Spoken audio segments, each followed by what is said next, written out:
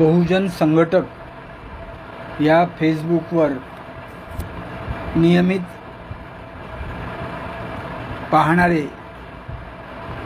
जे सन्मान्य व्यक्ती आहेत त्या सगळ्यांचं मी प्रथम आभार मानतो।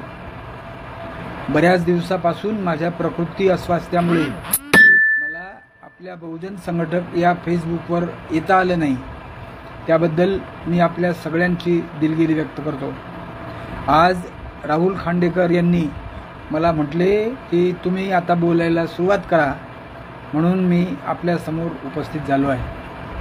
मित्रहो, आपण जे लोक बहुजन संघटक हे फेसबुक पाहतो किंवा व्हॉट्सअपवर भारतीय संविधान किंवा वेगवेगळ्या ग्रुपवर जी काही चर्चा चालू आहे ती आपण ऐकत राहतो आणि एक चित्र आपल्या डोळ्यासमोर येतं की आता आपल्या देशात भारतात काय सुरू आहे।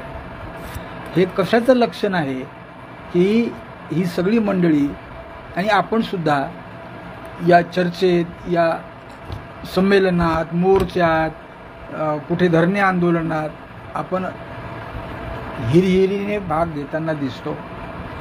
हे कशामुळे होतं, का होतं, याची कारणं काय आहेत, याचा तपशीलवार विवेचन अभ्यास करून काहीतरी त्याच्या आपल्या हाती लागेल आणि आपल्याला त्याच्यावर काहीतरी उपाय करता येईल, हा विषय अनेक ठिकाणी वेगवेगळ्या पद्धतीने मांडला जातो। आणि मी हे अनुभवलं आहे की आपलेच लोक आपण बोललेल्या एका विषयावर चर्चा करताना दिसतात। चर्चा करणं ही चांगली गोष्ट आहे, पण त्या चर्चेचं पर्यवसान जेव्हा एकमेकाचे वाभाडे काढण्यात, एकमेकाला दूर लोटण्यात होते, त्यावेळी आपण पराजित झालो असं आपल्याला वाटते। म्हणून आपण हा विचार केला पाहिजे की नेमकी परिस्थिती काय आहे, आणि म्हणून या परिस्थितीला मी नाव दिले, शीर्षक दिले, वर्तमानातील अराजक। तेव्हा हे वर्तमानातील अराजक नेमकं काय आहे याचा आपण थोडा परामर्श घेणार आहोत। या आठवड्यातली घटना जी संबंध महाराष्ट्रात विशेषतः वेगवेगळ्या याने होत आहे, वर्तमानात येत आहेत, फेसबुकवर, आणि हा विचार करून नेमकी कोणती घटना आहे, तर ती घटना आहे भारताच्या सर्वोच्च न्यायालयाच्या मुख्य न्यायाधीश असलेल्या भूषण गवई यांच्या दालनामध्ये, जिथे बाजूचे वकील आणि विरोधी बाजूचे वकील डिस्कस करतात आणि समोर न्यायमूर्तीच्या बेंचवर ती चर्चा झाल्यानंतर त्याच्यातून कायद्याचा कीस काढून नेमका काय न्याय करावा याच्या संदर्भात आपल्याला विचार करता येतो। तर अशा भूषण गवई साहेबांच्या दालनामध्ये एक वकील, ज्याचं वय 72 वर्षे आहे असं सांगण्यात येतं, तो त्यांच्या दालनात जातो। बाकीचे वकील असतात, न्यायाधीश गवई साहेबांच्या आजूबाजूने न्यायाधीश बसलेले असतात, आणि अशा वेळी हा वकील असलेला माणूस तिथे जाऊन आपल्या पायातला जोडा काढून न्यायाधीशाच्या खुर्चीच्या बाजूने फेकतो आणि तिथे सगळा गोंधळ हे करतात। सुरक्षा कर्मचारी जे असतात ते या माणसाला पकडतात, त्याचा बूट त्याच्या हातात देतात आणि फक्त गवई साहेबांना म्हटलेलं, याने मला काही फरक पडत नाही, आपण काही याच्यामुळे जास्त टेन्शन घेऊ नका, आपल्याला आपलं काम करायचं आहे, असं ते बोलतात। आणि हा माणूस जेव्हा बाहेर येतो तेव्हा दालनातून आल्यानंतर तो म्हणतो की सनातन का अपमान नहीं सहेगा हिंदुस्तान, आणि याच्यावर त्याची चर्चा होते। त्याला पकडण्यात येतं, त्याचं पुढे त्याची सनद सस्पेंड करण्यात येते आणि त्याला घरी पाठवण्यात येते। त्याच्यावर अद्यापपर्यंत कुठलाही FIR दाखल होत नाही। मात्र भूषण गवई साहेबांना जोडा मारला, कारण का, तर भूषण गवई हा दलित न्यायाधीश आहे, तो पहिला बौद्ध समाजाचा मुख्य न्यायाधीश झाला आहे। ही चर्चा सगळ्या देशभर फैलवली जाते आणि त्याच्यानंतर हे केलं जातं की भूषण गवईने दिलेला जो एका निकाल आहे, जो खजुराहोच्या विष्णूच्या मूर्तीचा संदर्भातला निकाल आहे, त्यात गवई असे म्हणतात की तुमचा देव आहे आणि त्या देवाची तुमची आस्था आहे, तर तुम्ही त्या देवाजवळ प्रार्थना करा आणि तुमचं म्हणून घ्या. हा काही न्यायालयाच्या कक्षेतला प्रश्न होत नाही. किंवा हा विषय पुरातत्व विभागाचा आहे, तिकडे जा, इथे याचिका कशाला दाखल करता. या वाक्यावर तो राकेश नावाचा माणूस हे सांगतो की हे चुकीचं आहे, हा आमच्या आस्थेचा प्रश्न आहे. जो काय बोलत राहतो आणि मुलाखती देतो, त्याच्या मुलाखती सगळ्या देशभर पसरवल्या जातात, त्याला पकडलं जात नाही. हे कशाचं लक्षण आहे? जो माणूस सुप्रीम कोर्टात इतकी 72 वर्षपर्यंत वयाच्या सतत प्रॅक्टिस करत राहतो, जे काय करत असेल त्याला कोर्टाचे नियम माहीत नाहीत का? ज्या कोर्टामध्ये तो एखाद्या याचिकेला घेऊन न्यायालयासमोर आपलं अपील दाखल करतो, आर्ग्युमेंट करतो आणि जो निर्णय येतो तो मान्य करतो, त्या वकिलाला न्यायालयात न्यायाधीशाच्या खुर्चीसमोर बसायचं हे का मान्य होत नाही? त्याला लक्षात येत नाही का? आणि आता दुपारी एक महिला बोलली की त्या भूषण गवईच्या बद्दल काय विचित्र बोलली ती, आणि ती म्हणते का सर्वोच्च न्यायालयाच्या न्यायमूर्तीच्या खुर्चीच्या मागे यतो धर्म ततो जया असं लिहिलेलं आहे. धर्माचाच विजय होणार आहे, धर्माने जे वागतील तेच जगणार आहेत, बाकीचे सगळे मरणार, असं ते सुंदर हिंदीमध्ये विश्लेषण करते आणि ती क्लिप पण व्हायरल होते. म्हणजे याचा अर्थ ज्या न्यायालयाच्या न्यायाधीशाच्या कक्षेमध्ये न्यायाधीशाच्या पाठीमागच्या भिंतीवर आधी अशोक चक्र चिन्हांकित राहतं आणि त्याच्या खाली लिहिलं राहतं सत्यमेव जयते. आता सत्यमेव जयते जेव्हा लिहिलं राहते त्याच्यावर आता हे येतो धर्म तत जया कोणी लिहिलं? ते आलं कसं? याच्याबद्दल कोणीही बोलत नाही. हे कशाचं लक्षण आहे? म्हणजे सगळ्या जगाला हे सगळे लोक सांगतात की बघा, भूषण गवई हा दलित माणूस आहे, भूषण गवई हा पहिला बुद्धिस्ट माणूस आहे आणि दलितांना, अस्पृश्यांना माऱ्याच्या आणि मोक्याच्या जागेवर बसण्याचा अधिकार नाही. एखाद्या वेळी आम्ही त्यांना तो अधिकार दिला तरीही ते आम्ही जे सांगू तोच निर्णय त्यांनी द्यायला हवा. त्यांनी जर तो निर्णय दिला नाही तर आम्ही त्याला पाहून घेऊ. हेच चर्चा सुरू आहे. याला काय म्हणायचं? याच्या आधीचा एक प्रश्न पहा की भारतातल्या लद्दाखमधल्या त्या प्रदेशामधला सोनम वांगचुक नावाचा एक शिक्षण तज्ज्ञ, ज्याने आदिवासी लोकांच्या विद्यार्थ्यांच्या शिक्षणासाठी वेगवेगळे प्रयोग केले, प्रॅक्टिकल दिले आणि तिथल्या पोरांना अतिशय चांगलं शिक्षण मिळावं, वैज्ञानिक उपकरणाद्वारे शिक्षण मिळावं म्हणून त्याने आपली सगळी मेहनत तिथे लावली आणि त्याला आदर्श नोबेल पुरस्कार, काय काय पुरस्कार सुद्धा मिळाले. आणि जगभरात सोनम वांगचुकचं नाव झालं की हा खऱ्या अर्थाने माणुसकीला उच्च ठिकाणी नेणारा, विद्यार्थ्यांना माणूस बनवणारा, विद्यार्थ्यांना विवेकवादी बनवणारा हा चांगला शिष्य आहे म्हणून त्याचा सन्मान केला जातो देशभरात. त्या माणसाला अटक होते. आणि काय तर जनसुरक्षा कायद्याखाली अटक होते का? तर तो देशद्रोही आहे. कसा बरं देशद्रोही झाला? त्याने देशाच्या विरुद्ध असं कोणतं काम केलं त्याच्याबद्दल माहिती नाही. पण सगळ्या भारतभर उद्या आमच्या वर्धेतही सोनम वांगचुकला त्याच्या अटकेचा निषेध करावा म्हणून शांती मार्च काढण्यात येत आहे. सगळ्या भारतभर आता त्याच्याबद्दलची चर्चा होत आहे. होणार काय आहे? त्याचं जेल कमी होणार, त्याला सुटका होईल.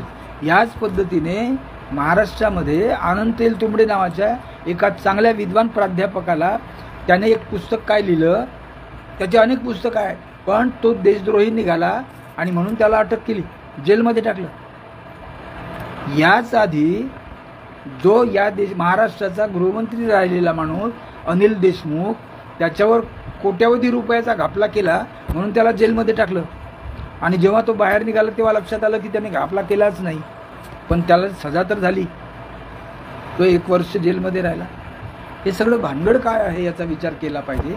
आणि गंमत अशी आहे की त्याच वेळी एकीकडे हे भांडणं करायचे.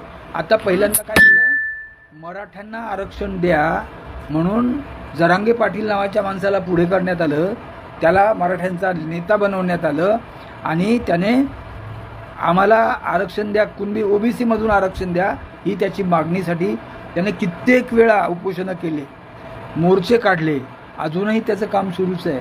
आणि हे प्रत्येक वेळी काही काहीतरी खेळी करतात. कुठे एखादा अहवाल कोर्टामध्ये टाकतात, मग त्या कोर्टाच्या अहवालावर वेगळा निर्णय येतो, मग पुन्हा त्या सगळ्या भानगडी होतात.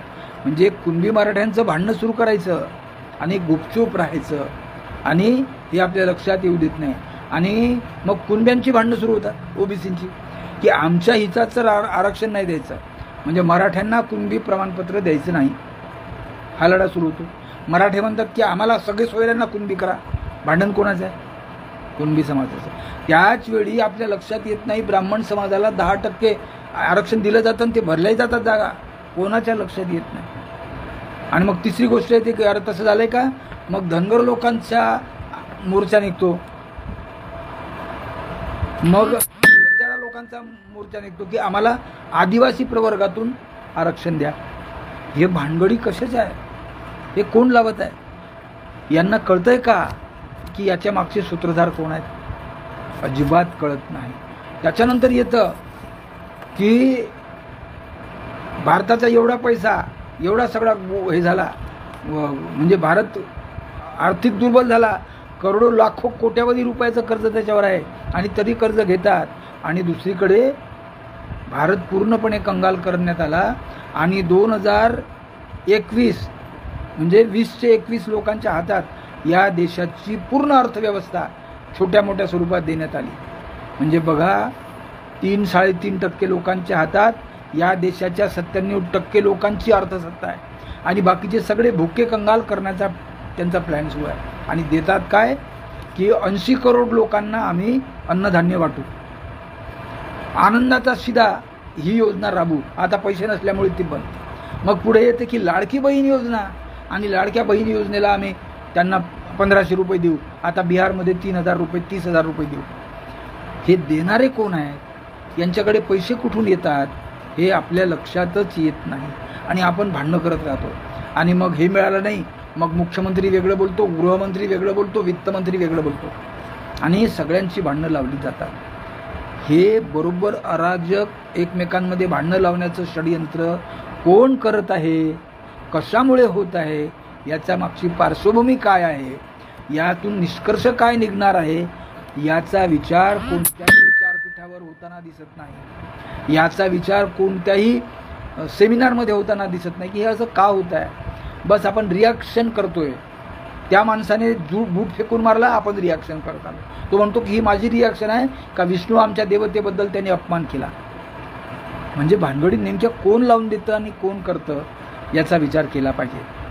आणि याचा मित्र हो जेव्हा आपण विचार करू तेव्हा आपल्या लक्षात येईल की आपला देश कोणी सगळ्यात प्रथम गुलाम केला, कोणत्या उपाययोजना करून गुलाम केला. म्हणण्यात येतं, आपला इतिहास आपल्याला सांगण्यात येतो की आपल्यावर 150 वर्ष इंग्रजांचं राज्य होतं, आपण इंग्रजांच्या गुलामगिरीत होतो. मग सांगण्यात येतं की आपल्यावर 800 वर्ष मुसलमानांचं राज्य होतं, म्हणजे आपण मुसलमानांचे गुलाम होतो. मग नंतर सांगण्यात येतं की आपल्यावर 1200 वर्ष बाकीच्या लोकांचं भारताबाहेरच्या लोकांचं राज्य होतं, आपण त्यांचे गुलाम होतो. हा इतिहास लिहिणारे कोण आहेत? हा इतिहास परीक्षेत अभ्यासक्रमात आणणारे कोण आहेत? हा इतिहास खरा आहे की खोटा आहे हे का बरं आत्तापर्यंत तपासल्या जात नाही? का बरं सत्य इतिहास पोरांना अभ्यासाला दिल्या जात नाही? का बरं ह्या सगळ्या भानगडी ज्या कारणांमुळे निस्तरता येतील त्या कारणांमध्ये जसं पहिलं कारण एज्युकेशन आहे, शिक्षणामुळे ह्या सगळ्या भानगडी निस्तरता येऊ शकतील, ते शिक्षण व्यवस्था अशी कशी डबघाईला आणली यांनी? 2017 साली एक कस्तुरीरंगन नावाचा माणूस आपलं एज्युकेशन धोरण आणतो, शिक्षण आयोग नेमतो. 2019ला तो ते मान्य करतात हे सगळे, आणि 22 पासून लागू होते. त्या शिक्षण व्यवस्थेत कोणाचा फायदा आहे? आता रोज शिक्षण विभागातले लोक रोज नोटिफिकेशन काढतात, रोज पत्र काढतात की आज हे करा, तुम्ही हे केलं नाही याची जबाबदारी मुख्याध्यापकाची राहील, तुम्ही हे केलं नाही या तुम्हाला पैसे मिळणार नाही, याची जबाबदारी मुख्याध्यापकाची आहे. हे लिहिणारे कोण आहेत? हे ऑर्डर देणारे कोण आहेत? त्यांना ही अक्कल नाही का की आपण नेमकं काय करत आहोत? पोराला शिकवायचं सोडून त्या शिक्षकांनी यायचे हे धंदे करायचे. हे कसं करायचं?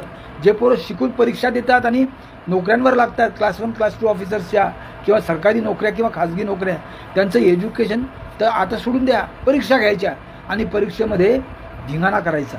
आता तर नवीन GR काढला त्यांनी की जे शिक्षक आहेत, ज्यांचं शिक्षकी पेशासाठी D.Ed किंवा B.Ed हे पूर्ण झालेलं आहे, असे D.Ed B.Ed झालेले शिक्षक जे नगरपालिकेच्या जिल्हा परिषदेच्या शाळांमध्ये शिक्षक आहेत, नवे खाजगी शाळांमध्ये सुद्धा शिक्षक आहेत, आता त्यांना परीक्षा द्यावी लागेल म्हणते. म्हणजे त्यांचं B.Ed D.Edचं एज्युकेशन गेलं खड्ड्यात. आता आम्ही जे परीक्षा घेतो त्या परीक्षेलाच तुम्ही समोर जा, TET परीक्षा घ्या आणि त्या परीक्षेत जे पास होतील तेच लोक शिक्षक राहतील, बाकीच्यांना आम्ही काढून टाकू. त्याच्याबद्दल कोणी बोलत नाही, कोणी शिक्षक संघटना बोलत नाही. हे आलं कशाला आणि हे कोण काढणारा कोण आहे? कोण शिक्षण मंत्री आहे? त्याला अक्कल आहे का? हे देशामध्ये अराजक फैलवण्याचं पद्धतशीर काम सुरू आहे, आपल्या कोणाच्याही लक्षात येत नाही. आणि ते पाहतात की अशी गोष्ट केली की किती लोक याच्यात येतात, मग त्याच्यामध्ये आपसामध्ये भांडणं लावून द्यायचे. म्हणजे तुम्ही भांडत राहा आणि आम्ही मलिदा खात राहू, आम्ही तुमच्यावर राज्य करत राहू. मग ते सांगतात की नाही नाही, मुसलमानांचं राज्य होतं, मुसलमानांचं राज्य होतं हे कबूल करा, पण मुसलमानांना राज्यकर्ते म्हणून इथे कोणी आणलं? मुसलमानांनी ब्राह्मणांच्या स्त्रिया आपल्या बायका म्हणून का केल्या? इथले लोक नव्हते का? आजही तुम्ही पहा, सगळ्या ब्राह्मण पोरी कोणाशी लग्न करतात आणि हे हिंदू मुस्लिम झगडे लावून देतात. पहिल्यांदा त्यांनी हिंदू मुस्लिम झगडे लावून दिले, पण आपल्या पोरी मात्र ब्राह्मणांच्या पोरी कोणाला दिल्या? मुसलमानांना दिल्या, दलितांना दिल्या. हे काय भानगड आहे? म्हणजे एकीकडे या पद्धतीने जगायचं आणि दुसरीकडे त्यांचा हे विचार करायचा. आणि तिसरी सगळ्यात महत्त्वाची गोष्ट, हे अराजक फैलवण्यासाठी काय करतात? हे अराजक फैलवण्यासाठी जो कोणी सत्तेत असेल किंवा सत्तेत येऊ घातलेला असेल त्याच्याशी दोस्ताना करतात, त्याच्याशी मैत्री करतात. आणि ही मैत्री झाली, हा दोस्ताना झाला की त्याला बरोबर आपल्या पद्धतशीर आपला मित्र म्हणून घेतात. आणि त्या मित्रत्वामुळे आपलं वर्चस्व वाढलं की त्या मित्राला पहिल्यांदा खड्ड्यात घालतात. हे बघा, हा अतिशय जबरदस्त इतिहास आहे. हे अराजक ज्यांनी कोणी निर्माण केलं आहे त्यांना आपण ओळखलं पाहिजे. आणि काय कोणी केलं? हे त्यांनी पहिल्यांदा शिवसेनेशी संगनमत केलं, बाळासाहेब ठाकरे यांच्याशी संगनमत केलं. ज्या बाळासाहेब ठाकरे यांच्या वडिलांना प्रबोधनकार ठाकरे म्हणून ओळखतात, त्यांची पुस्तकं या देशाच्या गुलामीला जी जी कारणं आहेत, मग ते धर्म असो, मंदिर असो, देव असो की देवळे असो, त्याच्यावर प्रहार करणारा माणूस म्हणजे प्रबोधनकार KC ठाकरे होता. म्हणजे जो ब्राह्मण्याच्या विरुद्ध होता त्याच माणसाच्या पोराला आपल्या जवळ केलं, बाळासाहेब ठाकरेंना जवळ केलं आणि त्यांच्या संगनमतानं त्यांच्याशी जवळीक करून बरोबर पद्धतशीरपणे पहिल्यांदा शिवसेनेची सत्ता आणली. शिवसेनेची सत्ता आणली. महाराष्ट्र मराठ्यांचं राज्य आहे, महाराष्ट्रीय लोकांचं राज्य आहे, 18 पगड जातीच्या लोकांचं राज्य आहे. असं असताना ब्राह्मण मुख्यमंत्री बसवला, मराठा मुख्यमंत्री बसवला, त्याला काढून टाकलं आणि ब्राह्मण मुख्यमंत्री बसवला. मग पुन्हा त्यांचं आलं आणि त्यांच्यामध्ये भांडणं लावून दिले. शिवसेनेचे बाळासाहेबांनंतर तुकडे करायचं पाप या लोकांनी केलं. आणि एकनाथ शिंदेची शिवसेना वेगळी, उद्धव ठाकरेची शिवसेना वेगळी आणि आमचं मात्र राज्य कोणाचं आलं? ब्राह्मणांचं राज्य आलं. मग हे अराजक कोणी निर्माण केलं? या विचारच करत नाही आपण की याच्या मागचा मुख्य सूत्रधार कोण आहे. जेव्हा मुख्य सूत्रधार आपल्याला शोधायचा असेल तर आपण याचा थोडासा डीपपणे अभ्यास करून पहिल्यांदा आपल्यामधली भांडणं आपण संपवली पाहिजे. मित्र, जोपर्यंत आपण आपसात भांडत राहू तोपर्यंत यांचं कायम अस्तित्व, वर्चस्व आपल्यावर राहील. आपण हे बघूया ना, जे आंबेडकरवादी लोक आहेत, स्वतःला आपण खूप आंबेडकरवादी समजतो, आंबेडकर विचारांचे समजतो. आज आंबेडकरांचा विचार कुठे आहे आणि आंबेडकरांचा विचार पुढे नेणारे लोक कोण आहेत? ते कोणता विचार आंबेडकरांचा नेता आहे? रिपब्लिकन पार्टी नावाचा जो पक्ष बाबासाहेब आंबेडकरांच्या मृत्यूनंतर उदयास आला, ज्या बाबासाहेबांनी त्या पक्षाची संपूर्ण ध्येय धोरणं, घटना तयार करून तयार दस्तावेज तुमच्या हातात दिल्यावर तुम्ही त्या रिपब्लिकन पक्षाचे एवढे तुकडे करून टाकले. अरे बाबासाहेबांचं सगळे रिपब्लिकन पक्षाचे लोक बोंबलत राहतात की बाबासाहेबांनी आम्हाला सांगितलं शिका, संघर्ष करा, संघटित व्हा. म्हणजे तुम्ही एक व्हा, संघर्षासाठी एक व्हा आणि तुम्हाला कसा संघर्ष करायचा त्याच्यासाठी शिका. हे बाबासाहेबांचं ब्रीदवाक्य आज कुठं दिसतंय? जे शिकलेले लोक आहेत ते कुठे आहेत? जे संघर्ष करणारे लोक कुठे आहेत ते कुठे आहेत? आणि कुठं संघटन आहे? कोणाचं संघटन आहे? काही लक्षात येत नाही. आणि हे कोणी घालून दिलं? हे कोणी घालून दिलं? हे अराजक तुमच्यामध्ये आपसात भांडण लावायचं कोणी केलं? ज्या जोगेंद्र कवाडेंना आपण लॉंग मार्च प्रणेता, जपानच्या नंतर एवढा मोठा लॉंग मार्च काढणारा भारतातला पहिला प्रणेता म्हणून ज्या जोगेंद्र कवाडेंची आपण एवढी सरबराई केली आणि त्याला राजकारणात आणलं, त्याचं सगळं केलं, त्यांनी काय केलं? आज त्यांचा पक्ष कोणाच्या दावणीत आहे? तो काय करत आहे? आणि हे कोणी केलं? त्यांना तुमच्यामधून फूट पाडून त्यांना वेगळं कोणी केलं? त्याच्यानंतर आठवले गट कुठे आहे? गवई साहेबांचा गट कुठे आहे? जाऊ द्या, बाळासाहेब आंबेडकर आपल्या धोरणावर, एका धोरणावर चालत आहेत. त्यांना साथ देणारे कोण आहे? त्यांनी निवडून आणलेले आमदार त्यांना सोडून का गेले? हे अराजक कोणी निर्माण केलं? कशासाठी निर्माण केलं? याचा आपल्याला विचार येत नाही. म्हणजे ज्या बाबासाहेबांनी तुम्हाला सांगितलं होतं की जा तुमच्या घरावर लिहून ठेवा की तुम्हाला शासनकर्ती जमात बनायची आहे. कोण आपण शासनकर्ती जमात? आपला रामदास आठवले शासनकर्ती जमाताचा शासनकर्ता आहे, ज्याच्याकडे सामाजिक न्याय विभागाचं खातं आहे. त्या सामाजिक न्याय विभागाचा निधी कोठे द्यावा, कसा द्यावा, याचं एक सुद्धा उत्तर रामदास आठवलेला देता येत नाही. आणि त्याचा सगळा निधी कोणाकडे जातो? मंदिरांवर, यात्रांवर, देवळांवर जातो. हे लांछनास्पद आहे की महाराष्ट्रामध्ये बार्टी नावाची संस्था जी विद्यार्थ्यांच्या शिक्षणासाठी आर्थिक मदत करते, विद्यार्थ्यांचं शिक्षण योग्य रीतीनं व्हावं म्हणून त्यांना सवलती मिळण्यासाठी आर्थिक मदत करते, त्या आर्थिक मदतले बार्टीमधला हा सगळा निधी पंढरपूरच्या यात्रेसाठी खर्च होतो. त्यावेळी त्याच्याबद्दल कोणी का बोलत नाही? म्हणजे आपलं राजकारण कुठे गेलंय?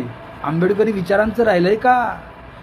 ज्या बौद्ध महासभेचा किंवा बाबासाहेब आंबेडकरांनी बौद्ध व्हा म्हणून जो संदेश दिला, त्या बौद्ध असण्याचा एक तरी पुरावा आज आपल्याकडे उपलब्ध आहे का? मी बौद्ध असे सारे लोक म्हणत आहेत, पण बौद्ध आहे तर तुझं काम काय आहे? तुझं कर्तव्य काय आहे? आज सारे बुद्ध विहार हिंदूंच्या मंदिराप्रमाणे पूजा, प्रार्थना आणि वंदना करत आहेत. हेच बौद्ध होण्याचं लक्षण आहे का? कोणी विचार करत नाही. आणि विचार करणारे आले की त्यांच्यामध्ये आपोआप गटतट पडतात. अखिल भारतीय बौद्ध महासभेचे 2-4 गट आणि प्रत्येक मूल्यामध्ये बौद्ध असणाऱ्या लोकांचे वेगवेगळे गट. हे अराजक कोणी निर्माण केलं? ज्या बाबासाहेबांनी सांगितलं की असं एक दल तयार करा की ज्याला बाकीचे राजकारणी सुद्धा घाबरले पाहिजेत, त्यांची एवढी शिस्त असली पाहिजे की त्यांना अन्याय करण्याची ताकद येऊ नये, यासाठी समता सैनिक दल तयार केलं. आज समता सैनिक दल काय करत आहे? समता सैनिक दलाचं काय काम आहे? हे सगळं कोणामुळे झालं आहे, कशामुळे झालं आहे, याचा जोपर्यंत आपण शोध घेणार नाही तर आपण कायम गुलाम राहू. राज्य कोणाचं येतो, आपल्यावर ब्राह्मणांचं वर्चस्व राहील, हा एवढाच एक मुद्दा आहे. ते कसा बरं आहे याचा आपण शोध घेऊया. ब्राह्मण कोणाला म्हणायचं? तर साधारणतः चातुर्वर्णी व्यवस्थेप्रमाणे आपण जे म्हणतो की ब्राह्मण म्हणजे ब्राह्मणांच्या पोटी जन्माला आलेला, आणि ते काय सांगतात की आम्ही ब्रह्मदेवाच्या मुखातून जन्माला आलो. म्हणजे ती जन्माची खोटी कथा सांगतात का? चातुर्वर्णी व्यवस्थेतील ब्राह्मण ब्राह्मणाच्या मुखातून आला, क्षत्रिय त्याच्या बाहूतून आला, वैश्य त्याच्या पोटातून आला, शूद्र त्याच्या पायातून आला आणि अस्पृश्य त्याच्या खालच्या पायदळीत उडवला. असेच लोक आपण निर्माण झालो आणि हेच आपण वागत आहोत. कधी आपल्या लक्षात येत नाही की ब्राह्मण असा कसा तोंडातून जन्माला येतो? त्याला आई नाही का? आणि इथून खोटं बोलण्याची सुरुवात होते. ब्राह्मणांनी आपल्या देशावर जे राज्य केलं ना, सिंधू संस्कृतीपासून तोडून त्यांनी वैदिक संस्कृती आणली, ती केवळ आणि केवळ खोटं बोलून. ब्राह्मणासारखा जगात खोटं बोलणारा माणूस तुम्हाला कोणीही दुसरा दिसणार नाही. ते इतके सफाईदारपणे खोटं बोलतात की आपल्या लक्षात सुद्धा येत नाही, आणि ते वारंवार खोटं बोलतात, आणि ते वारंवार आपण ऐकलं की ते आपल्याला खरं वाटतं, आणि जे आपल्याला खरं वाटतं त्याच मार्गावर आपण जातोय. आज मला सांगा, भारताच्या लोकशाही यंत्रणेत, भारतीय संविधानाने जर सर्वांना समानतेचा अधिकार दिलेला आहे, तर आमच्या विष्णूची मूर्ती तोडली आणि त्याच्याबद्दल निर्णय घेतला म्हणून तुम्ही सनातनांचा अपमान झाला म्हणता. आणि सनातन नावाचा धर्म कुठे आहे? हे सनातनवाले एकदा हिंदू धर्म म्हणतात किंवा वैदिक धर्म म्हणतात आणि वेळेवर सनातन धर्म म्हणतात. मग यांचा धर्म नेमका आहे कोणता? तेव्हा सगळ्या ब्राह्मणांचा, जे स्वतःला ब्राह्मण समजतात, आपण गृहीत धरलं पाहिजे की खोटं बोलणे हा त्यांचा धर्म आहे. खोटं बोलून फसवणूक करणे हा त्यांचा धर्म आहे. आणि सतत आपल्यामध्ये अराजक राहिलं पाहिजे, रोज आपल्यातच भांडणं झाली पाहिजेत, हे काम करण्याचं पद्धतशीरपणे त्यांचा धर्म आहे. आणि त्याच्यासाठी ते आपल्या स्वतःला 24 तास झोकून देतात. आणि वाईटातली वाईट गोष्ट ही आहे की जे कार्यकर्ते तयार करतात ते बहुजन समाजाचे असतात. बहुतेक सारे बहुजन समाजाचे कार्यकर्ते RSSच्या पूर्वी चड्ड्या घालायचे, आता पॅन्ट घालतात, काळी टोपी डोक्यावर घालतात. हे कशाचं लक्षण आहे? तुमच्याच हाताने तुमच्याच व्यवस्थेला तोडून टाकायचं, ही कन्सेप्ट ब्राह्मणी कन्सेप्ट आहे. हे आपल्या कधी लक्षात येत नाही.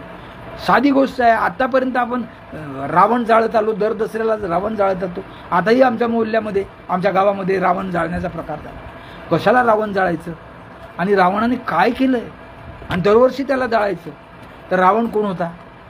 मग कालपर्यंत रावण हा राजा होता, तो असुर होता, आणि आता म्हणायला लागले रावण हा ब्राह्मण होता. म्हणजे कुठे चाललोय आपण? काही कळायला मार्ग नाही. आणि एवढंच नव्हे तर त्याच्या पद्धतीनं ते इतक्या पद्धतशीरपणे हे करतात, आपल्या लक्षात सुद्धा येत नाही. रावणाला 10 डोके होते म्हणे. एखाद्या माणसाला 10 डोके असतात का हो? रामाला, शंकराला मुलगा झाला, त्याचं नाव गणपती, आणि त्याला हत्तीचं तोंड लावलं, असं कुठं असतं का हो? ते साधं आपल्याला समजत नाही. आणि याच्यावर आपण चर्चा करायला लागलो की आपसात एकमेकात कसं भांडण लावता येईल, याचं अतिशय पद्धतशीर वर्णन ते करतात. तेव्हा या गोष्टीला आपण सगळ्यांनी लक्ष घातलं पाहिजे. खोटं बोलणं, आणि मग तो तुमचा बहुजन समाजातला माणूस जरी असेल, तो क्षत्रिय असेल. आता तर भारतात क्षत्रिय उरलेच नाही, कारण परशुराम नावाच्या माणसाने, ज्या माणसाने आपल्या जन्मदात्या आईचा खून केला, त्या माणसाला हे परशुरामाचा अवतार समजतात. आणि परशुरामाने 21 वेळा पृथ्वी निक्षत्रिय केली. आता पृथ्वीवर क्षत्रियच राहिला नाही, आणि क्षत्रियालाच फक्त राजा बनण्याचा अधिकार होता. त्याच्यामुळे त्यांनी शिवाजीला राजा बनवण्याचा अधिकार नाकारला, संभाजीला राजा बनवण्याचा अधिकार नाकारला.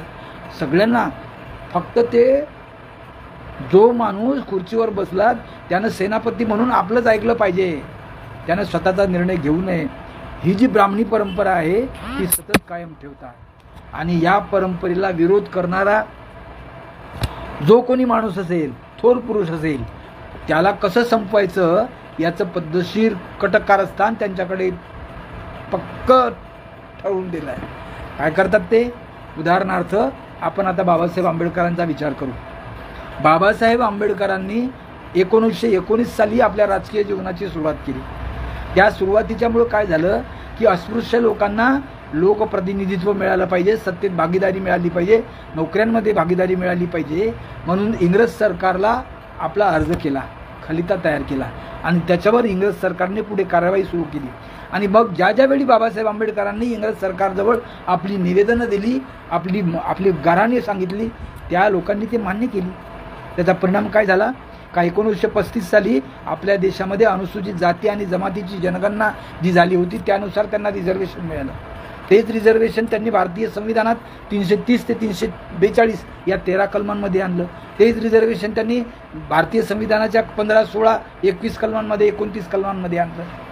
म्हणजे माणसाने समता निर्माण केली पाहिजे, सगळे माणसं सारखे असले पाहिजे, यासाठी बाबासाहेब आंबेडकरांचा लढा होता. आम्ही काय केलं? त्यांनी पद्धतशीर पहिल्यांदा काय, या देशाचा शंकराचार्य ज्यांनी 4 पीठ तयार केले, ज्याचा बाप स्वतः बौद्ध होता, त्याला आद्य शंकराचार्य म्हणतो, त्याने काय केलं? त्या करपात्री महाराजांनी विधान केलं की भारताचं संविधान कितीही चांगलं असलं तरी ते एका अस्पृश्याने लिहिलं आहे, म्हणून ते आम्ही मान्य करणार नाही. आणि तिथून त्यांना पद्धतशीरपणे संविधानाचा विरोध केला. विरोध करताना त्यांनी बाबासाहेब आंबेडकरांची जवळीक तयार केली. काय जवळीक तयार केली आपल्या लक्षात सुद्धा येत नाही. बाबासाहेबांनी दी बुद्ध आणि धम्म हा इंग्रजीत ग्रंथ लिहिला, आणि आम्ही जे अनुवादक आहोत ते पहा कोणत्या जातीचे आहेत. त्यांनी त्याचा मराठी अनुवाद काय केला? भगवान बुद्ध आणि त्याचा धम्म. अरे बाबासाहेब आंबेडकरांनी भगवान हा शब्द नाकारला ना. मग जो नाकारला त्या शब्द, आणि मग तुम्ही अर्थ सांगत गेले की भगवान या शब्दाचा अर्थ असा होतो तसा होतो. अरे तो अर्थ सामान्य लोकांपर्यंत पोहोचला नाही.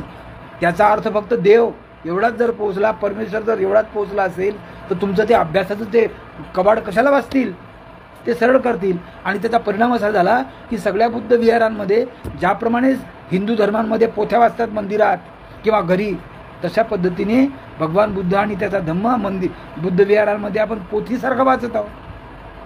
म्हणजे हे अराजक पद्धतशीरपणे त्यांनी केलं. आणि त्यांनीच बाबासाहेब आंबेडकरांचा जय जयकार केला. राजकारणात त्यांनी संघटित व्हा म्हटलं, यांनी पद्धतशीरपणे सगळी संघटना तोडून टाकली. आणि हे तोडणारे कोण आहेत आपल्या लक्षात सुद्धा येत नाही. रामदास आठवलेला कोणी पुढे नेलं, त्याच्या बायकोची जात काय आहे हा विचार केला पाहिजे. जोगेंद्र कवाडेला त्यांच्या नादी कोणी लावलं, ते कुठे सुलेखा कुंभारीला कुठे घेऊन गेले, कोण आहे गडकरी, कोण आहे फडणवीस, हा विचार कधी केला आपण. ज्या दीक्षाभूमीसाठी आता भांडणं करून राहिलो, ह्या दीक्षाभूमीचं हे सगळं वस्त्रहरण कोणी केलं आपल्या लक्षात येत नाही का. ते अराजक निर्माण करण्यामध्ये एवढे तरबेज आहेत की आपल्यामध्ये भांडणं लागली पाहिजेत, आणि ते भांडणं लावून देतात आणि आपलं स्वतःच खुशीनाम राज्य करतात. हे लक्षात घ्या. आता समजा असं गृहीत धरा की भूषण गवईला जोडा मारणारा बहुजन समाजाचा असता, काय केलं असतं यांनी, ताबडतोब त्याला अटक केली असती, जेलमध्ये टाकलं असतं, त्याच्यावर FIR दाखल केला असता आणि वर्षभर तरी जेलमध्ये ठेवलं असतं. हाच नियम त्यांनी वांगचुकला लावला ना, मग यांना का लावला नाही. असं गृहीत धरा का न्यायाधीशाच्या खुर्चीवर बसलेला एखादा ब्राह्मण न्यायाधीश असता आणि बहुजन समाजाचा किंवा दलिताचा माणूस असता, तर यांनी काय केलं असतं. मग जे जातीनिहाय न्याय निवाडे देतात हे मनुस्मृतीच्या रूपाने देतात, याचा अर्थ त्या मनुस्मृती जिवंत ठेवतात की नाही, हा कधी आपला विचार येतो. आणि आपण चाललो झगडे करायला. मुद्दा जो असतो तो हा आहे का याच्या मागची मानसिकता कोणी तयार करून दिली, त्याचं काय केलं पाहिजे. एका ब्राह्मणाने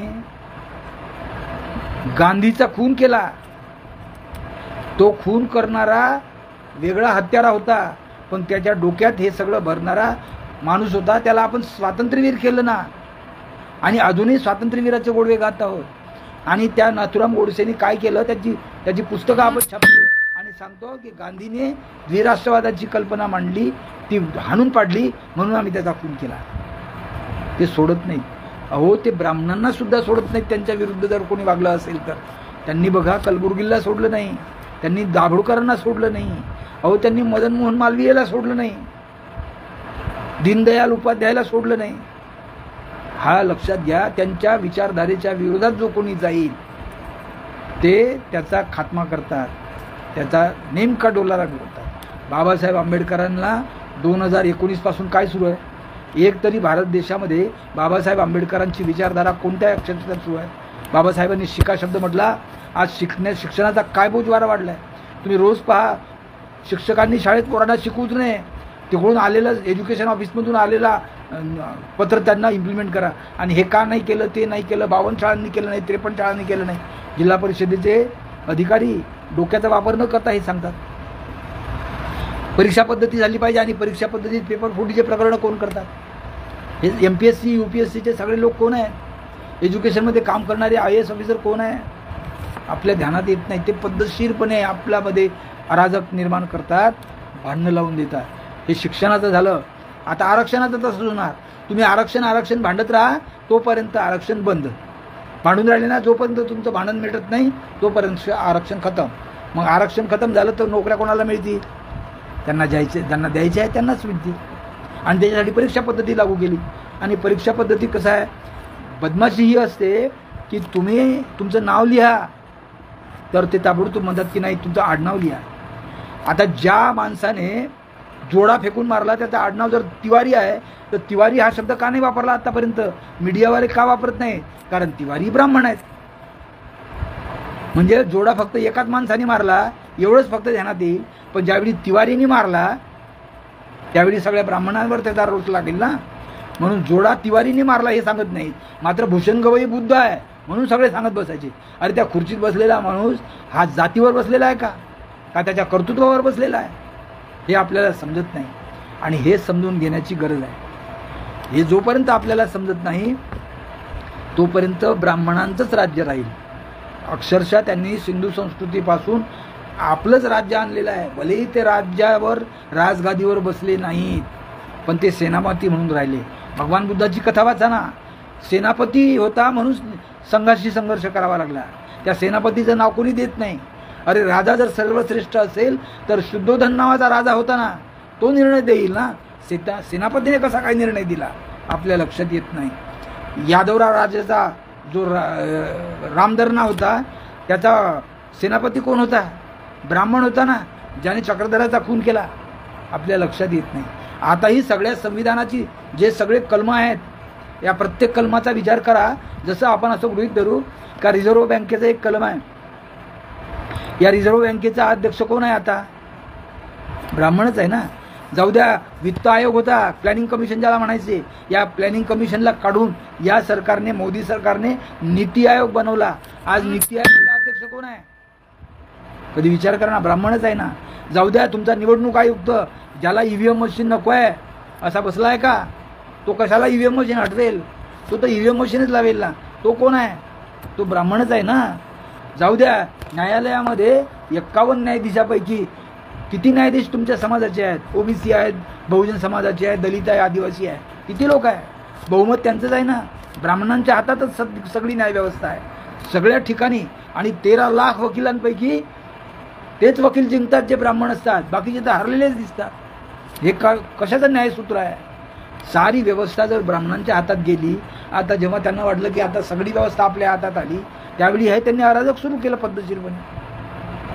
आता ते बिहारमध्ये सुरू करतील आणि सगळा पैसा भांडवलदारांच्या हातात आहे. तुम्ही राहा, मग निवडणुकीच्या वेळी पैसे देतात, सीधा आटा वाटतात, फुकट अनाज वाटतात, आपल्याला भिकारी बनवतात. आणि जोपर्यंत या देशातला बहुजन समाज, अस्पृश्य समाज, शूद्र समाज हा भिकारी राहील तोपर्यंत ब्राह्मणांचं वर्चस्व राहील. हे अराजक कायम त्यांच्या डोक्यात असतं. हे अराजक संपवायचा उपाय एकच आहे मित्र, तो आहे डॉक्टर बाबासाहेब आंबेडकरांनी दिलेल्या संविधानानुसार वागणे. आपण संविधानावर बोलतो, आमच्या चर्चा सुरू असतात, रोज संविधानावर भाषणं सुरू आहे. उपयोग काय त्याचा? हिंमत आहे का आपली ईव्हीएम मशीन बंद करायची? मग संविधानिक मार्गाने गेलं पाहिजे ना. चला, तुमच्या बूथवर जर 2000 लोक आहेत, 2000 लोकांच्या सह्या घ्या की आम्हाला ईव्हीएम मशीन नको, असा प्रत्येक बूथवरच्या मतदारांनी केलं तर हिंमत आहे का त्यांची? पण ते आपण करत नाही. आणि हे राजकीय पुढारीच मग आपल्याकडे येतात, आपण त्यांना बळी पडतो. हा आपला माणूस आहे, हा आपला निवडून दिला पाहिजे. ज्यावेळी सुरुवात झाली लोकसभेच्या इलेक्शनची, त्यावेळी उमेदवार सगळे हायर एज्युकेटेड होते आणि मतदार हे अंगठा बहादर होते. आता उलटं झालं आहे. आता मतदार हायर एज्युकेटेड आहे आणि त्याचा उमेदवार हा लो बजेटचा आहे. काही 10वी 12वी लोक असलेले आपण उमेदवार निवडून देतो आणि ते मंत्री होतात. कसं काय होणार आहे? आणि जे आपले कलेक्टर्स आहेत, क्लास 1 ऑफिसर्स आहेत, त्यांना हे देणारे म्हणजे आदेश देणारे सगळे ब्राह्मणीवरचेच असे लोक आहेत. आणि आपली नोकरी टिकवायची असते म्हणून ते म्हणतात ठीक आहे, वरून आला आपण ते करू. हे अराजकाचं लक्षण आहे. म्हणून वर्तमानातल्या अराजकाला तोंड द्यायचं असेल तर प्रत्येक माणसाने बाबासाहेब आंबेडकरांनी दिलेला प्रत्येक शब्द मी जगून दाखवीन, मी खरं करून दाखवीन, हे केलं पाहिजे.